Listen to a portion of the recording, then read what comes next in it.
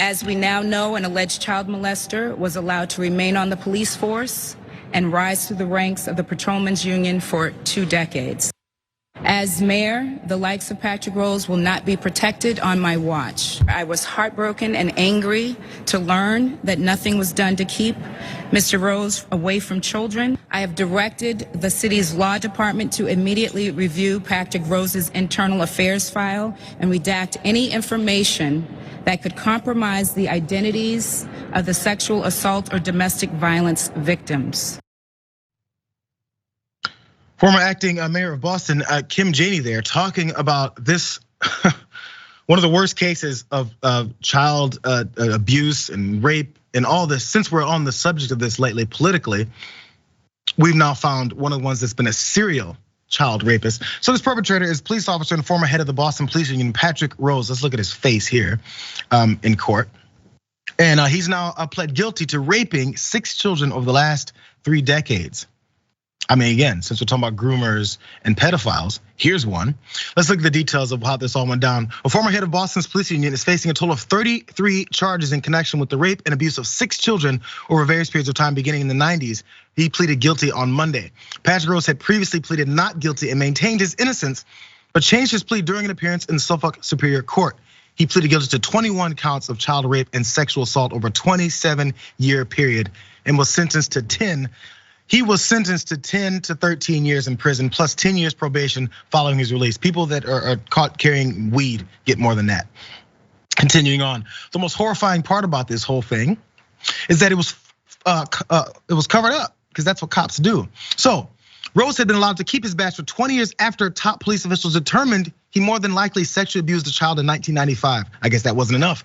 Despite that finding, Rose remained on patrol in Dorchester, where he interacted with children and sexual assault victims, and eventually ascended to the presidency of the Boston Police Patrolmen's Association, because you get rewarded for doing horrible things if you're in the right position here.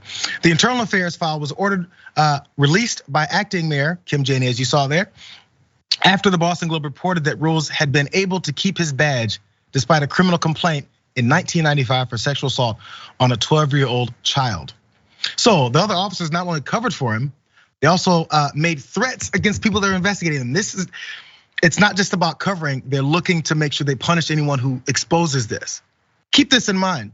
So the criminal complaint was eventually dropped, but the department's internal affairs division concluded that there was enough evidence to support the allegations. That's according to the documents. Then Boston Police Commissioner Paul F. Evans was notified in a June 96 memo of the results of that probe.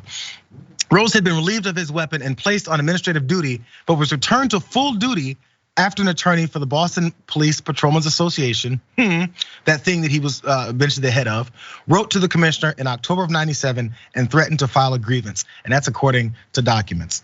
So they were all fully aware of it. They chose to ignore it. They chose to actually actively go after people that are looking to expose it. So I think we have a minute here left.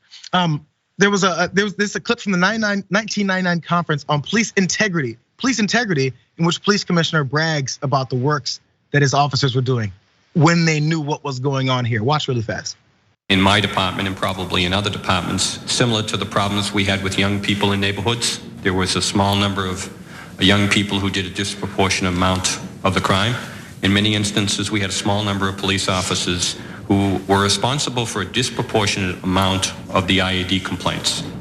And what we've done is created early intervention systems that set a level of complaints. If you get more than 3 complaints in 2 years, then commanders sit down, they look at what's going on in this person's life, and we've seen a dramatic reduction. Came together around a simple common goal: save kids' lives. That was all our goal. And we all could agree on that. That was the business that we were in. The business that they were in was saving kids' lives while they protected a guy who had no interest in any of that. So next time you hear people talk about how their #1 goal is to save kids' lives, and you look into what they actually do, maybe look at what they're doing versus what they're saying. We still hear it to this day. It's nothing new. It's why they're pulling it this way. Be careful of the people that you're listening to and believing.